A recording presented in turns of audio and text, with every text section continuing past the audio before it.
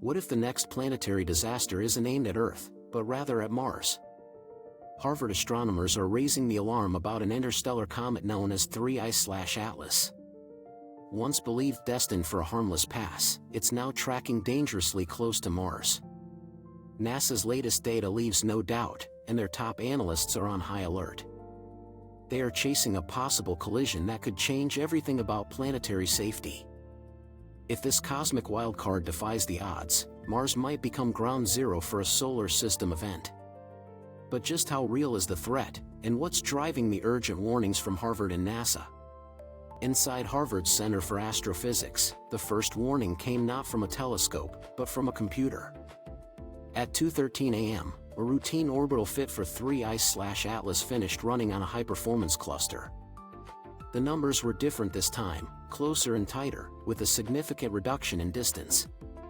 The closest approach to Mars had been cut by nearly 400,000 kilometers compared to the previous week. Not a direct hit, but now well inside the orbit of Phobos, Mars' innermost moon. The margin for error, once measured in millions of kilometers, had collapsed to less than the distance between New York and Los Angeles. Within hours, a flurry of encrypted emails and flagged Slack messages bounced between offices. Graduate students ran Monte Carlo ensembles, feeding in data from JWST and VLT. Each new observation from ground and space telescopes nudged the trajectory closer to Mars. By the afternoon, a draft press release was circulating with the subject line, "Potential Mars Intersection, Urgent Review." Professor Loeb's team wasn't alone. Cross-campus threads pulled in dynamicists from other departments. One postdoc, staring at the latest covariance matrix, typed simply, "This isn't a drill." The orbital uncertainty ellipse, astronomers' shorthand for potential outcomes, had narrowed to a razor. As of 2 days before the public alert, Harvard's risk models showed a probability increase. The probability of a Mars encounter had risen by a factor of 10, triggering a red flag. The department's official statement was measured, but behind the scenes, the mood was tense. Every new data point was logged, time-stamped, and triple-checked. Harvard's computational models, now running hourly, showed a persistent trend. Unless a major outgassing event kicked 3I/Atlas off course, it would pass dangerously close to Mars. Close enough that a single unpredictable pulse could tip the balance. The decision to go public wasn't taken lightly. The risks of silence outweighed the risks of alarm. By the time the press release hit the wires, NASA had already requested Harvard's solutions. The handoff was complete, shifting the world's attention from academic concerns to urgent planetary safety. Caution to planetary defense is warranted. The question looms over every monitor in Cambridge: what if the next data point brings Mars into the bullseye? At NASA's Jet Propulsion Laboratory in Pasadena, the handoff from Harvard triggered a rapid recalculation. JPL's trajectory analysts, experienced in running thousands of orbital solutions for near-Earth asteroids, shifted focus to 3I/Atlas. The latest batch of astrometric data, streaming in from the Hubble Space Telescope and ground-based arrays, forced a revision. The close approach numbers needed updating yet again. The projected safety margin, once measured in planetary diameters, shrank. As of September 14, the best-fit solution placed 3I/Atlas within 1.95 million kilometers of Mars. This distance is less than 6 times the gap between Earth and the Moon. That figure alone did not trigger alarms.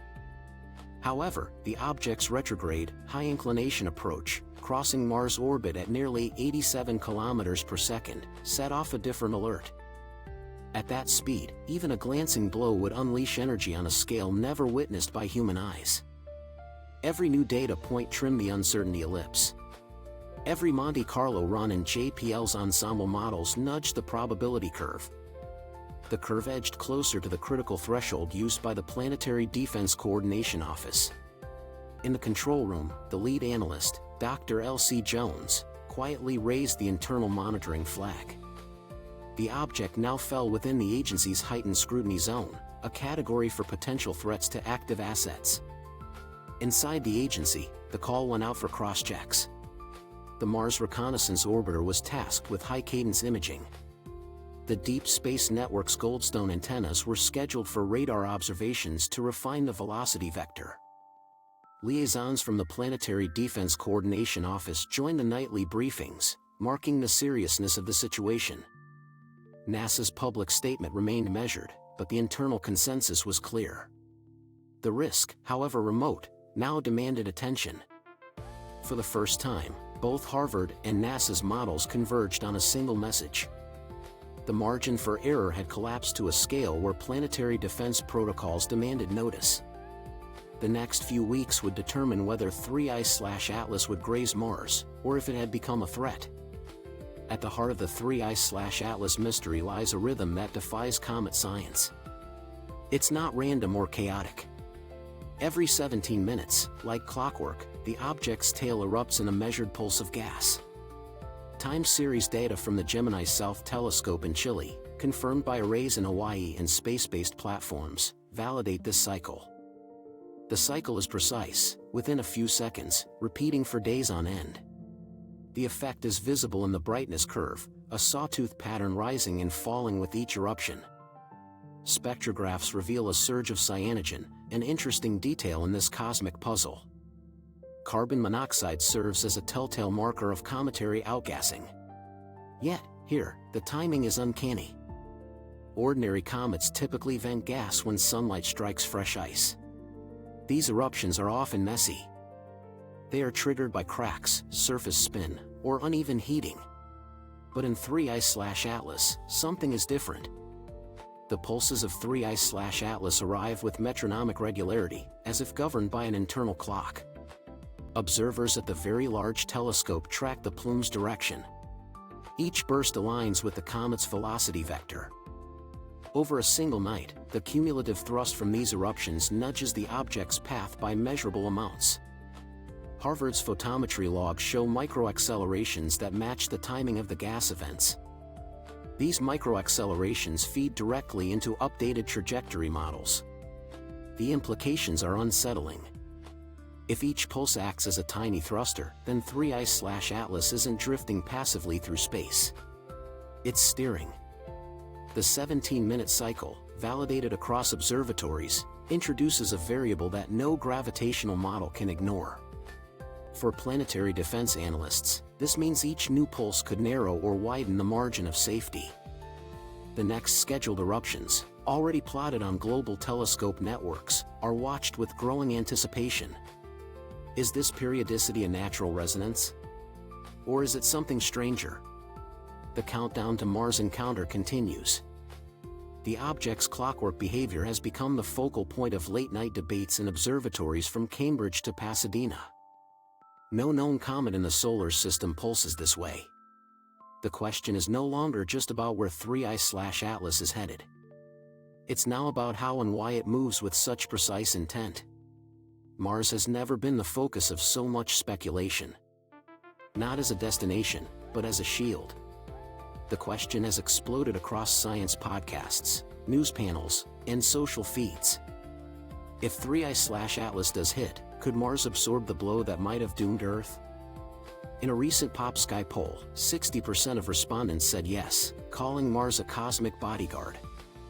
The logic is simple. Mars stands in the firing lane, and Earth, 2 planets away, watches from a safe distance. But the numbers tell a more complicated story. At its current mass, 3I/Atlas carries the impact energy of 2 million megatons of TNT. That's enough to shatter crust, vaporize ice, and launch a shockwave across the thin Martian atmosphere. The debris plume alone could hurl dust and rock into interplanetary space, some of it with enough velocity to cross to Earth. So, while Mars might take the brunt, the aftershocks could ripple far beyond the red planet. Planetary scientist Dr. Nia Tran, a frequent guest on streaming science shows, breaks it down this way. Think of Mars as a cosmic bumper. It can take the hit, but the fragments could ricochet unpredictably. In computer models, the so-called halo effect from a Mars impact is real. Fine dust and larger fragments could drift outward for years. These particles could intersect orbits as far as Earth's. Though the risk to our planet remains remote. Social media is alive with what-if scenarios. Some users cheer for Mars as a sacrificial hero. Others worry about a chain reaction. Could a hit on Mars cause unexpected consequences for Earth? Could changes in Mars' orbit destabilize the inner solar system? The answer is no. Mars is too massive, and while the energy is huge on a human scale, it barely nudges a planet. However, the psychological effect of watching this planetary defense drama unfold is harder to measure. For the first time, viewers are invested in a world other than Earth being at stake. So, what do you think? Could Mars actually shield us from disaster? Or would the fallout reach farther than anyone expects? Share your thoughts in the comments. Don't forget to subscribe for more deep space discoveries as the saga unfolds. A single diagram can convey what 1,000 numbers cannot. In the control rooms at NASA and Harvard, the latest outputs fill the screens. A fan-shaped spray of possible futures appears, each line a simulated path for 3I/Atlas. The core of this fan represents the best-fit solution, threading through open space. Its position 1.95 million kilometers from the planet. However, the wings of this fan represent a razor-thin tale of risk that has analysts awake. Each line is a product of relentless computation, driven by new observations. Every observation, a decimal from Hubble or a sharper image from JWST, feeds into the state vector. This nudges the distribution curve a fraction tighter. The main body of solutions, the 1 sigma zone, covers a corridor where impact is impossible. Yet, tucked inside the 3 sigma extremes, a few outlier trajectories skirt the edge of Mars' gravitational reach. The most extreme trajectory is just 50,000 kilometers from the surface. This path would sweep closer than Deimos, the planet's outer moon. To the untrained eye, the difference between 1.95 million and 50,000 kilometers seems academic. But in orbital mechanics, that spread is a chasm and a warning. The vast majority of simulated futures are safe. Still, the very existence of a danger tail commands attention at every level of planetary science. For mission planners, it's the sliver of uncertainty that drives contingency protocols. It's not the reassuring bulk of the curve that matters. Orbital analysts speak in the language of probability density and sigma zones. They understand that even a 1 in 10 million chance is significant, especially when multiplied by the stakes of a planetary impact. The fan diagram serves as their visual shorthand for risk. It's a living document that contracts as new data arrives. Yet, it never quite closes the door on the unexpected. Each colored band represents a confidence interval, from deep blue to pale yellow. The latest ensemble shows the fan's edges tightening, with outermost lines clear of Mars. But not every scenario is safe. The process is relentless.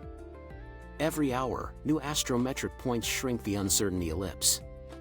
Carving away at the danger tail, the best-fit path remains outside the red zone. Yet, the most cautious analysts refuse to let their guard down. To look away until every last outlier is erased. The margin for error. Once the width of the solar system, now fits inside a single pixel on a simulation. And yet, that pixel is all it takes to keep the world's attention fixed on a remote, icy wanderer from beyond the stars. For the policy teams waiting on the next update, the math is not just academic. The shape of the fan diagram, its spread, its narrowing, its stubborn tails, will determine whether Mars is remembered as a near miss or a cosmic bullseye. Until the last data point is logged, the fan remains open, a silent countdown to certainty or to the unthinkable. Inside NASA headquarters, the Planetary Defense Coordination Office operates on a doctrine of measured escalation. Most days, the alerts stay silent, reserved for objects with a credible chance of threatening Earth. But the arrival of 3I/Atlas and its tightening approach to Mars forced a rare exception. As the latest ensemble of Monte Carlo trajectories arrive from JPL, the criteria for heightened scrutiny, normally reserved for near-Earth asteroids, were quietly applied to an interstellar visitor for the first time. The trigger wasn't a single number, but the convergence of 3, a shrinking uncertainty ellipse. a non-zero risk tail inside Mars' gravitational reach, and the onset of visible impact scenarios in the simulation outputs. When a scenario appears in the simulation fan that could, in principle, jeopardize space assets or trigger international concern, the office moves from routine monitoring to active coordination. That moment arrived when JPL's September 16 ensemble showed a handful of outlier orbits, brushing within 50,000 kilometers of Mars, closer than Deimos. The threshold was crossed, disavowed not by the likelihood of impact, but by the potential consequences. Mars is home to a fleet of orbiters and rovers, representing billions in investment from half a dozen nations. Even a remote threat to those assets demands a coordinated response. Within hours, PDCO officials convened a closed-door briefing. Representatives from the European Space Agency, Roscosmos, CNSA, and ISRO joined by encrypted link. The agenda was blunt: review the latest trajectory updates, assess the risk to Mars missions, and synchronize contingency plans. No public statement was issued. Instead, a classified bulletin circulated to mission managers. Increase telemetry cadence, prepare for rapid asset repositioning, and stand by for further instructions. The language was clinical, but the subtext was clear. This was not a drill. The alert escalation rippled outward. The Mars Reconnaissance Orbiter was tasked with high-priority imaging of the inbound corridor. NASA's Deep Space Network shifted antenna schedules to maximize radar coverage. At ESA's Operations Center in Darmstadt, engineers reviewed backup protocols for the Trace Gas Orbiter. Even the private sector responded. SpaceX and Lockheed Martin quietly assessed launch windows, weighing the risk to future Mars payloads. Thresholds in planetary defense are not just about odds. These events are about consequences and the urgent responsibility to act before it's too late. The decision to raise the alert for 3I/Atlas was not a sign of disaster, but rather a realization that the margin for error had shrunk, requiring decisive actions. For the first time, the machinery of planetary defense turned its focus towards a world beyond Earth. And behind every action lies the weight of critical knowledge. The next data point from 3I/Atlas could determine a near-miss or a planetary catastrophe. At an estimated mass of 10 billion tons, with a core possibly 400 meters wide, a direct impact would unleash energy on Mars equivalent to 2 million megatons of TNT. That's thousands of times greater than the largest nuclear detonation in Earth's history.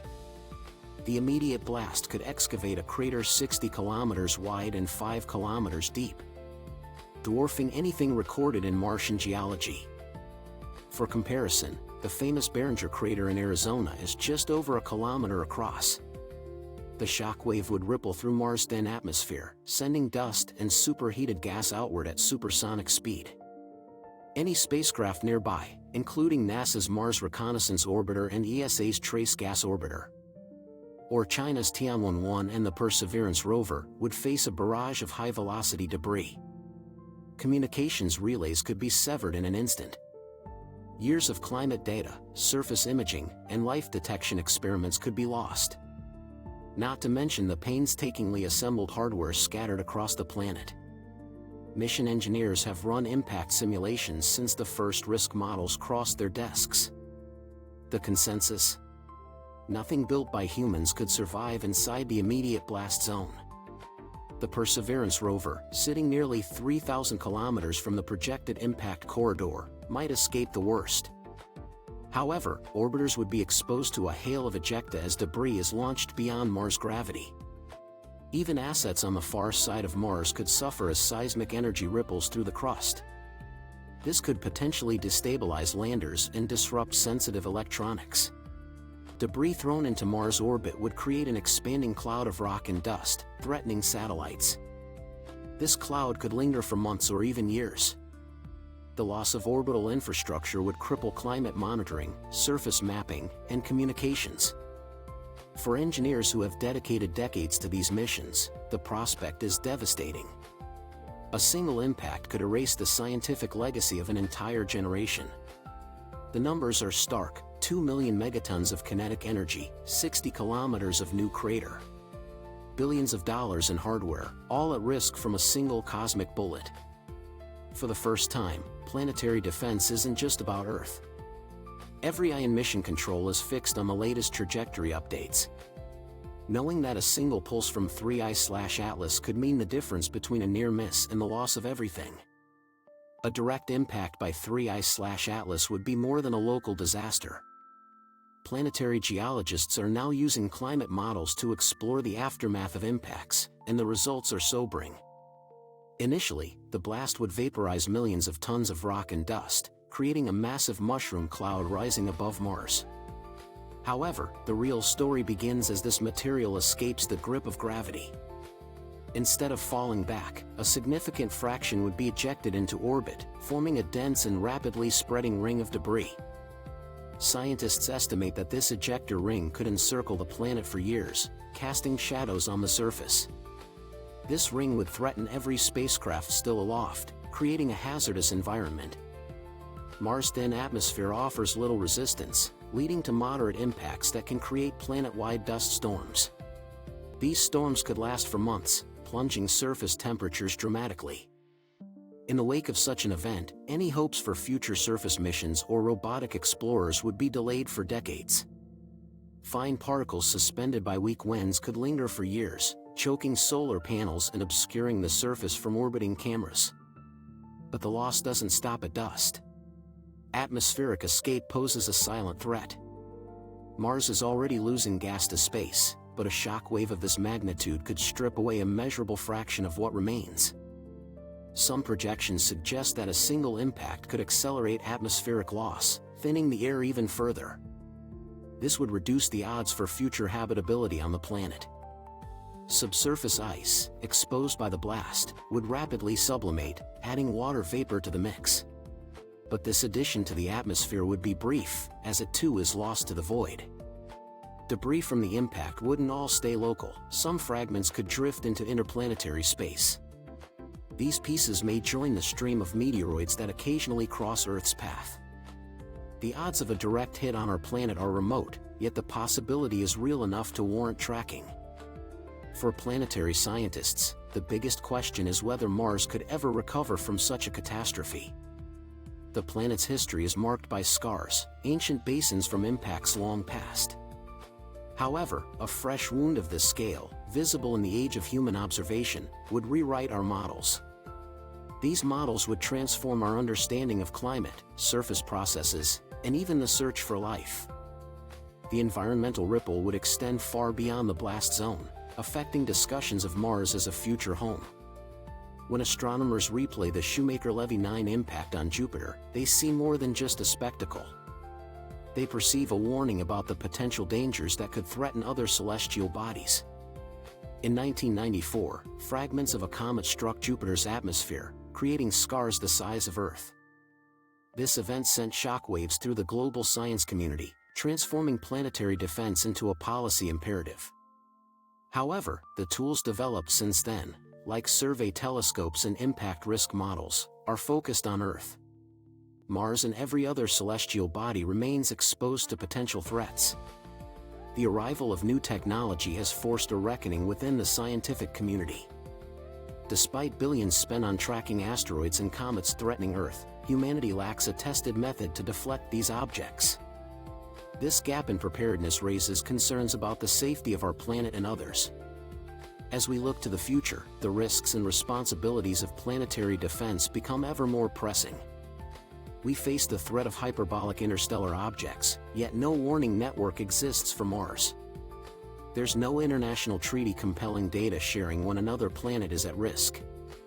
If an object like 3I/Atlas were aimed at Earth, evacuation would be our only option. For Mars, however, with its thin atmosphere and robotic outposts, there's no fallback plan. The best defense lies in early detection, which can only buy us a little time.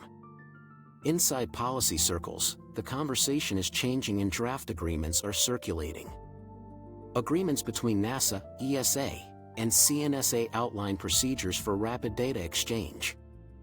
The language used is tentative, focusing on voluntary cooperation rather than binding commitments. The private sector is also watching, with SpaceX and Lockheed Martin involved in discussions. They are pressing for standards to protect future Mars infrastructure and human missions. However, the gap between ambition and capability remains significant.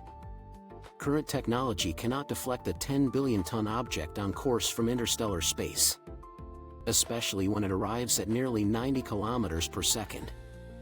The lesson is clear. Shoemaker-Levy 9 showed us the consequences of a direct hit.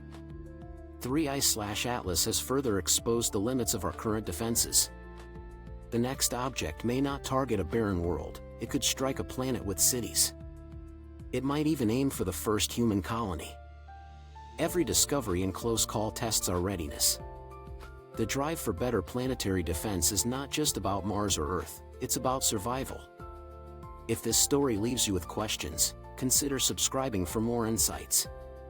Join the conversation about building a safer future under the stars. On July 25, NASA and Harvard confirmed that 3I/Atlas would pass close to Mars. Traveling at nearly 87 kilometers per second, it would pass within 50,000 kilometers. Over 20,000 pages of orbital data document how the alert status escalated. The Planetary Defense Coordination Office detected a non-zero probability of impact. Despite thousands of simulations, the true effects of 3I/Atlas remain unresolved. The fate of Mars and our robotic missions depend on tracking and advances in defense. As of this broadcast, no technology exists to deflect a hyperbolic interstellar object. The story of 3I/Atlas is not just about one comet, it's a larger reminder. Even with powerful observatories, our protection against cosmic threats is incomplete. The next chapter will be written by everyone invested in the future of planetary defense.